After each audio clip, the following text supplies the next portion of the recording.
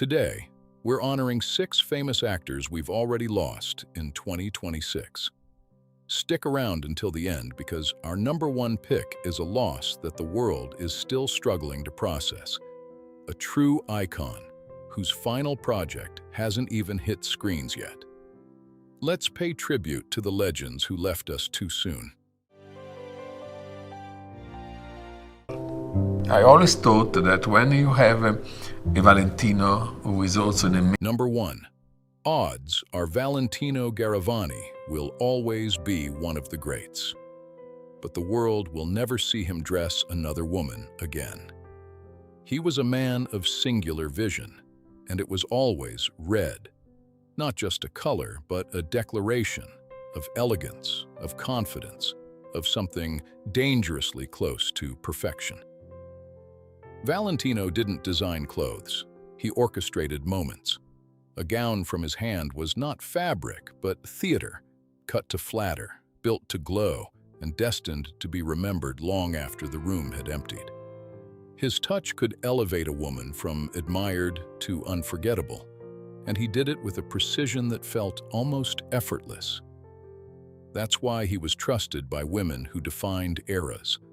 Elizabeth Taylor, Princess Diana, Jacqueline Kennedy Onassis. When Valentino dressed them, he didn't compete with their presence. He refined it.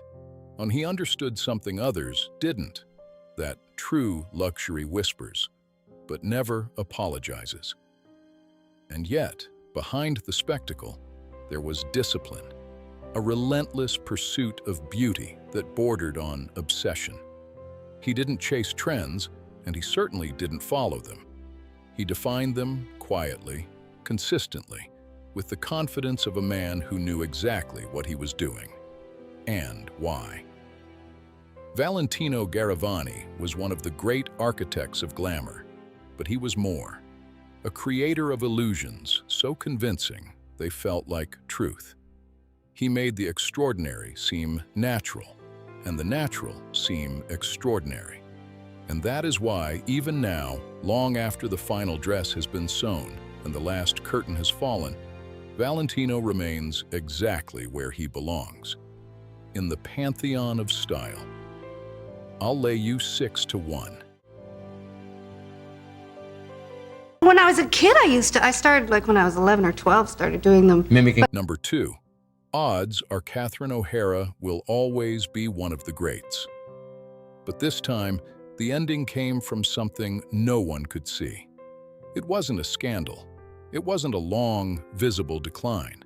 It was something quieter, something far more deceptive. A pulmonary embolism, a blood clot that travels silently, then strikes without warning. One moment, the body is functioning. The next, something essential is cut off. Oxygen, circulation, time. That's what makes it so dangerous. Because it doesn't announce itself like other illnesses. It doesn't wait for recognition. It doesn't care if the person looks healthy, active, or strong. It moves through the bloodstream, finds its place in the lungs, and suddenly, the system falters. Breathing becomes difficult, the heart strains, and in severe cases, everything stops. Katherine O'Hara's passing at 71 reminds us of something uncomfortable, that not all threats are visible.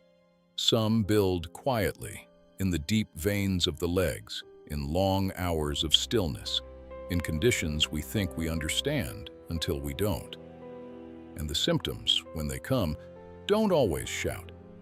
Shortness of breath, a tightening in the chest, a racing heart that feels slightly off. Easy to dismiss. Easy to misread until it isn't. Pulmonary embolism doesn't belong to one type of person. It crosses boundaries, age, health, appearance.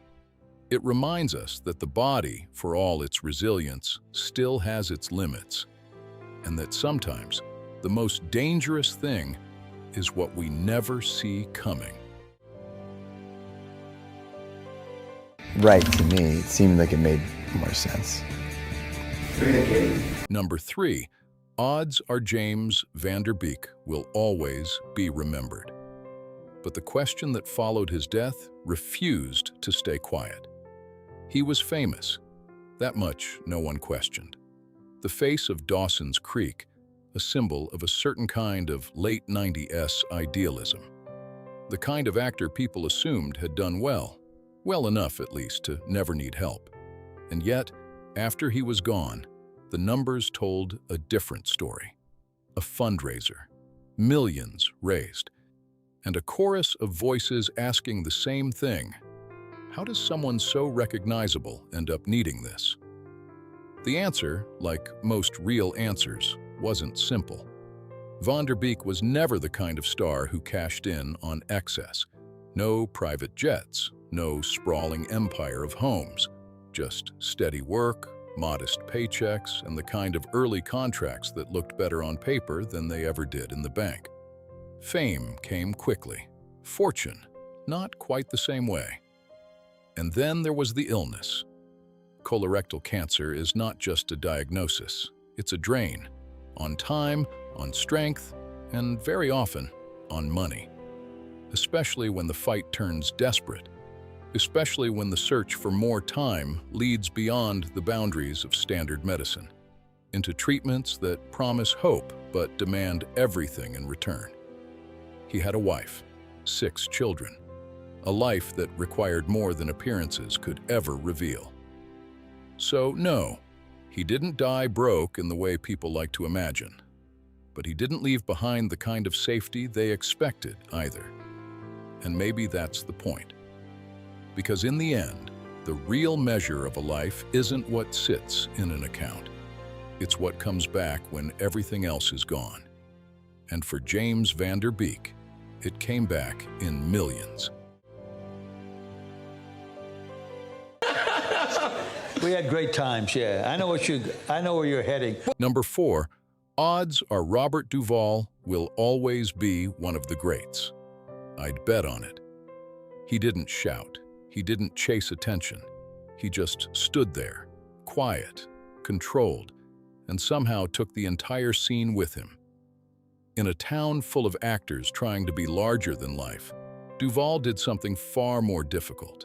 He made power look effortless. He was never the obvious star. No theatrical flair, no need for it. What he had was presence, the kind that didn't ask for attention, but demanded it anyway. Whether as Tom Hogan in The Godfather or that napalm-loving colonel in Apocalypse Now, he didn't perform the role, he inhabited it. Duvall wasn't flashy, he was precise. Every look, every pause, every line felt considered, measured, real. That was his edge. While others pushed, he held back, and in that restraint, when he found something deeper than most ever reach. He wasn't the loudest man in the room, but he was almost always the most believable. And that's why Robert Duvall never needed to prove anything. He already had. I'll lay you 6-1. I've fallen in love with another woman as deeply as I fell in love with Rebecca. Number 5. If you love someone, you should tell them. Say it out loud. Eric Dane. There are many things people remember about Eric Dane, but one of the things that lingers the longest is how completely he seemed to belong in his own skin, at least on the surface. In a town crowded with polished smiles and carefully managed personas, Dane had something looser, more dangerous. He didn't glide into a scene. He arrived in it with a confidence that felt earned rather than manufactured. It was his ace in the hole. Of course, in Hollywood, appearances are always relative. Dane, who died at 53, looked like the kind of man who had everything under control. Tall, athletic, effortlessly charismatic, the sort of figure casting directors dream about. And yet, that image concealed a far more complicated reality. Behind the ease was a man who had been carrying something heavy since childhood, something that fame could not dilute or disguise. He was not the first actor to wrestle with demons, and he will not be the last. But Dane's struggles with addiction, with depression, with the quiet unraveling that comes when success fails to silence old wounds, had a way of seeping into everything. If anything, the spotlight only sharpened them.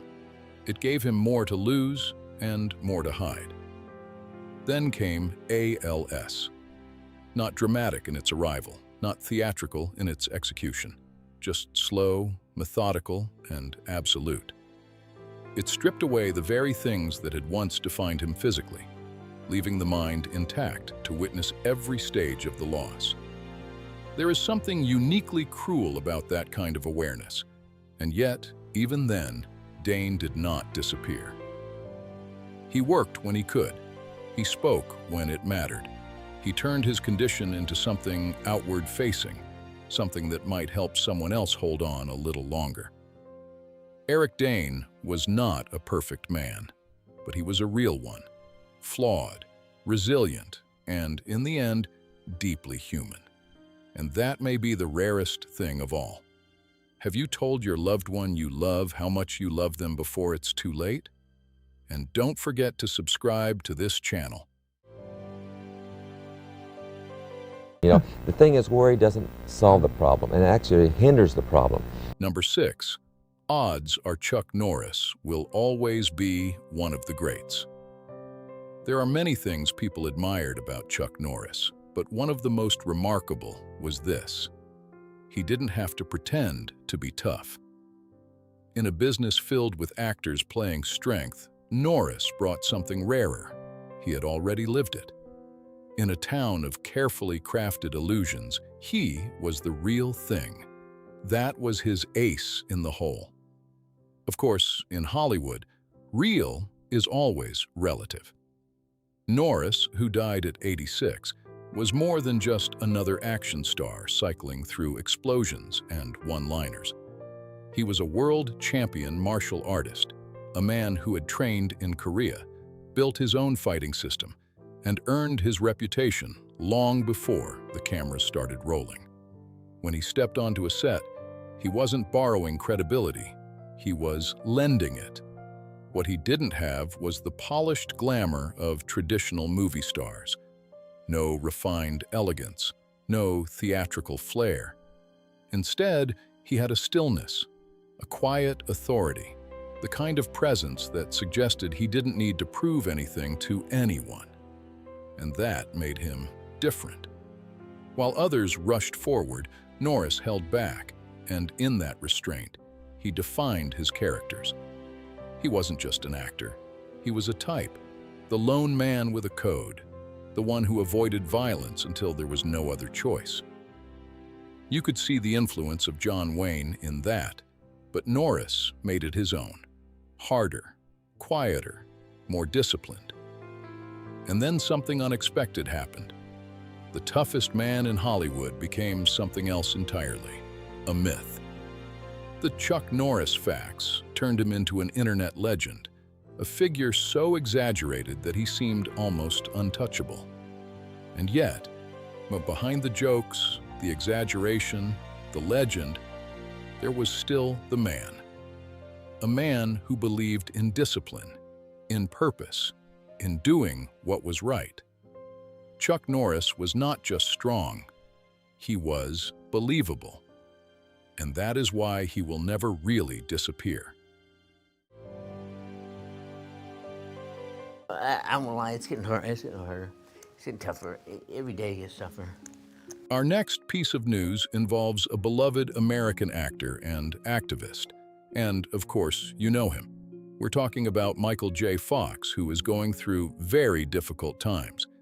And do you guys like the actor from 0 to 10? What grade do you give him? Tell me in the comments, it's very important, and we welcome your opinion.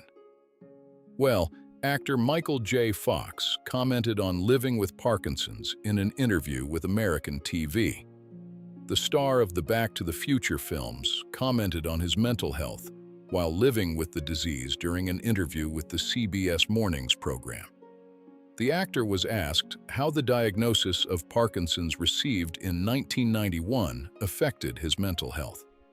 Host Nate Burleson asked him if he had feelings of depression or self-doubt. The artist replied yesterday at 3:57 p.m. "The positivity is sincere, and I really feel it. And it's all genuine, but it's a difficult fight and a difficult victory," commented the actor who became immortalized for playing the character Marty McFly. About staying positive in the midst of his health problem, he also commented that what is necessary to maintain mental health is to give ourselves time and give ourselves credit for getting through life. He further commented, "To do this, we need to stop and say, it's not that bad." About 9 years after being diagnosed with Parkinson's in 2000, the artist created the Michael J. Fox Foundation, a foundation that encourages research into therapies for those living with Parkinson's. People with Parkinson's didn't have money, they didn't have a voice, and I thought I'm going to stand up for these people and make a little impact. It's not a cure, but it's a big spotlight on where we need to go and where we need to focus so that we know we're on the right path, and we can be proud, commented the actor about his foundation. In the interview, Michael commented on the support he has from his wife, Tracy Pollan. He commented on how his beloved never abandoned him. "She indicated this to me when she said in sickness or in health," the actor said. And speaking of the actor, Michael J. Fox does not fear the arrival of death as he faces Parkinson's. "One day, I'm going to run out of gas," revealed the actor in a recent interview. With a distinguished career in film and television, Fox is also recognized for his fight against degenerative central nervous system disease. According to NY Post, when asked what scares him, the renowned actor responded that what terrifies him is any situation that puts his family in danger, mentioning his wife Tracy Pollan and their 4 children. However, he is fearless in the face of death. "One day I'm going to run out of strength. One day I'm going to just say I'm not going out today. If that happens, I'm going to allow myself to. I'm 64 years old," shared Michael J. Fox in the 10th annual philanthropy issue of Town and Country magazine. "Certainly, if I die tomorrow, it would be premature, but it wouldn't be unheard of, so no, I don't fear that," according to CDC data. Parkinson's disease is the second most common neurodegenerative disease after Alzheimer's. The Parkinson's Foundation states that the affliction predominantly affects dopamine-producing neurons in a specific area of the brain called the substantia nigra. In recent years, Michael J. Fox has faced several physical injuries, including a broken arm, shoulder, and hand. He shared, "My hand got infected, and I almost lost it. It was a tsunami of misfortune." The actor, known for his role in Back to the Future, was diagnosed with the disease in 1991 when he was just 29 years old. In 2000, he founded the Michael J. Fox Foundation for Parkinson's Research, an initiative that has benefited many facing the disease by offering help and support. He went public with his medical battle in 1998 after being stopped by paparazzi. Fox explained, "It was 7 or 8 years after I was diagnosed, and the paparazzi, well, they were outside my apartment and teasing me, saying, 'What's wrong with you?' So I said I can't put my neighbors through this, so I left, and it was great. It was a wonderful thing." He also expressed his astonishment at the public's response and the opportunity to fight the disease. "It was a great surprise for me, the way people responded. They showed interest, a desire to find an answer to the disease, and I saw this as a great opportunity. I was not put in this position to waste it," added Michael J. Fox. Well, actor Michael J. Fox recently commented on living with Parkinson's in an interview with American TV. Even as he had to reassure fans that he is still very much alive after a mistaken tribute video aired and sparked widespread death rumors. A moment he handled with surprising humor, asking how one should react to seeing their own obituary on television. So, what do you think of Michael J. Fox's inspiring journey? How has his story inspired you? Share your thoughts in the comments below, and let's celebrate the incredible legacy of this Hollywood icon together.